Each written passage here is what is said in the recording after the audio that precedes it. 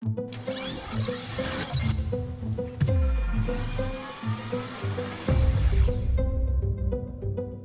sure to check out MythVisionPodcast.com. Help MythVision grow, guys. Become a Patreon member. You guys will get early access to all of my videos when I'm done editing them. Also, it's a small community where you guys can message me your questions and talk to me in private. You guys can donate also through PayPal. Join our social media links down in the description. We have Twitter and Facebook groups. Help the community of MythVision grow. Don't forget to subscribe to this channel. Hit that bell button so you're notified every time I do a live video and you don't miss any of my content. Like this video and comment your thoughts below because I want to know what you think about all of these things. Dr. Price, we have a question from Charles Power. Yeah, Austin Power. No, I'm just kidding. Charles Power here for Dr. Bob. In most Bible translations into English, the word church appears in various places of the New Testament. He says the New and Improved Testament, aka New Testament, the next generation. But I'm not aware of any pre-Christian institution which would very precisely respond to the Christian concept of quote-unquote church. Can you give an explanation of the pre-Christian meaning of whatever Greek word is involved here?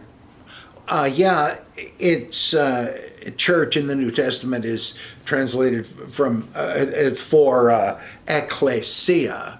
And that means, like eclectic, several things come together. It means those who are called out for what? Well, those who were summoned for like a town hall meeting.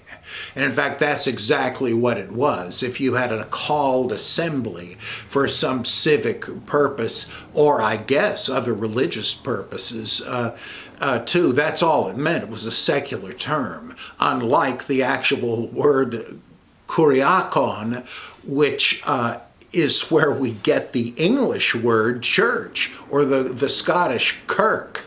All right, it comes from kuriakon, the Lord's day or the Lord's place. So, but ekklesia was used for all sorts of public assemblies.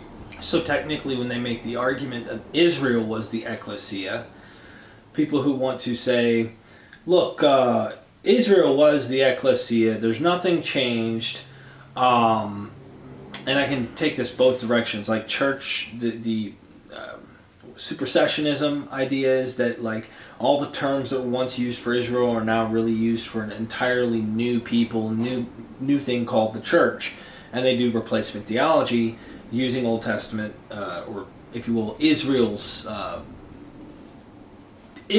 frame, if you will, of things. Ekklesia is just simply the assembly, which is now the church.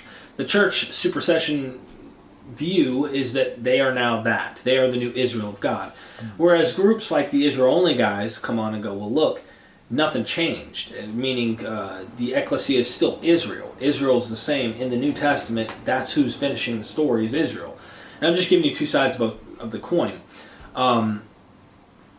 Is that term, ekklesia, used the same way as it was for the nation of Israel in the New Testament? Or is it something that's taken on a new spin, a new definition? Or? Yeah, I don't happen to know for sure whether Greek-speaking Jews in the diaspora used it for that. I know their meeting places were called either, well, I can't think of the name, prosuke something, a place of prayer, or synagogos, which also means a place where people are brought together. And I know that was of wider use because the Marcionites called their assemblies synagogues. They didn't think it was uniquely Jewish.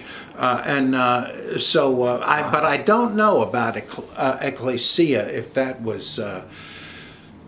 Well, now wait a minute. Now it's been suggested that in Matthew, where Jesus says, "Upon this rock I will build my church," it's ekklesia, and some scholars have said, well, that could just mean his own sectarian community. Now, I don't know if there are attested instances of that, but that point would imply that it could have been used for a Jewish gathering. But synagogue certainly was. Interesting.